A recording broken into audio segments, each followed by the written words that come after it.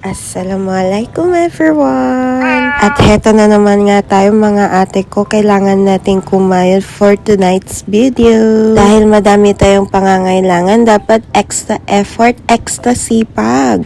Ha! Char! May mga nahuli sa daan, may nagrayot sa daan, may mga hinuli at dinala sa barangay. Grabe, pag lumabas ka talaga sa bahay, ang dami-dami palang nangyayari. Kaya madami din talaga nagiging chismosa sa mundong ito. Hi, si kuya nag-book na nga ako ng rides para merong direksyon. Dinala pa rin ako sa maling direksyon. Pero malaking bagay talaga pagka-vibes mo ang mga ka-workmate mo. Masaya lang talaga ang duty mo. Alhamdulillah, lahat naman nagiging ka-workmate ko, ka-vibes ko, at tawa lang kami ng tawa. At heto nga, umorder kami ng sili na may konting megoreng. Ate ko, grabe talaga, sobrang anghang. Actually, hindi naman ito talaga yung orderin namin, yung Ilocos Empanada. Kaso, pagdating doon sa volleyball ni kuya, wala. I mean, hindi sa wala, pero naubusan sila ng stocks. Dahil nag-book lang kami at matatagalan pa daw yung stocks na dumating, bumili na lang kami ng megoreng. Kasi parehas pa din, ika-cancel mo yun. Babayaran mo lang din si kuya. Bumili ka na lang ng ibang pagkain. Pero itong pagkain na ito, grabe. Sobrang anghang. Literal na kumain ka lang talaga ng sili na may konting megoreng. Pero addictive siya ngayon. Habang nagvo-voice over ako, gusto kong kumain ulit. Masakit siya sa bunganga pero addictive siya, ate ko. Kulit kumain yan. Lalaway na ako.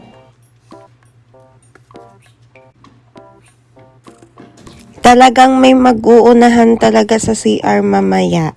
Mawawala takot mo, si CR ka ng si CR dahil sa kinain mo. Inom na nga lang ako ng coke dyan kasi sobrang sakit sa bunganga. Di siya maalis, ate ko, agad-agad nandun siya literal na konting megoreng lang talaga yun. Lahat labuyo. Parang may galit sa amin yung nagbebenta eh. Literal na maanghang. Tawa ka nga kami ng tawa dyan kasi yung isang kaibigan ko namumula na talaga yung muka habang kinakain yan. Kasi habang kinakain mo siya, hindi mo naman nafe-feel. Pagkatapos nun, uy, nandoon na ate ko. Yan nga, back to work na tayo. Nakita ko nga yung isang housekeeper dito. Ate ko, pag siya ang naglilinis, sobrang linis talaga lahat. Nakonsensya pa nga ako dito kasi kakamap niya lang, tapos dadaan akong buti na lang maliwanag na dito.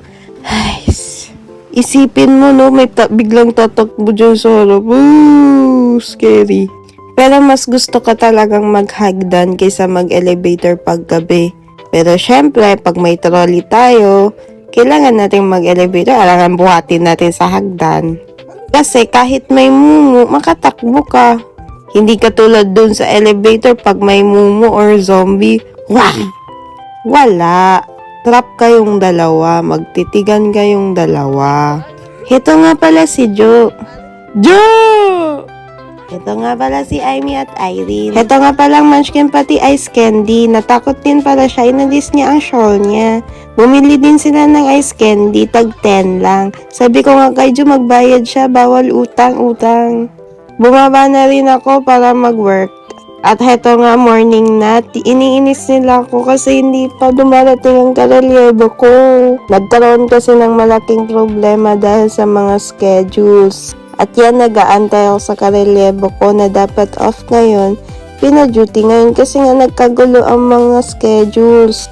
Pero okay lang kasi 9 naman din ako nakauwi. Parang mga 9 plus, so okay lang din. Sabi ko nga mag-jeep na lang ako pa uwi, pero ang ending nagpiagyo pa rin ako. Napabayad pa rin ako ng 100 pesos. Wala din naman kasi akong data pang Maxim, kaya hindi ako nakapag-Maxim. Kung Maxim yun, 64 pesos lang talaga ang aking magagastos. Dahil sa wala akong data, nagpiyagyo ang ate mo, nakabayad ng 100 pesos. Aray ko! Pero alam niyo ba, sa pag-uwi ko, ang dami na namang nangyari. May isa na aksidente. Feeling ko galing yun night. Feeling ko nagasgas talaga ang shoulder ni kuya kasi ang lakas ng pagka-impact niya. Tapos yung isa naman nasagasaan ng isang service. Nakakainis nga pag nagbi-video ko, hindi ko yun natatimingan ang mga ganong pangyayari.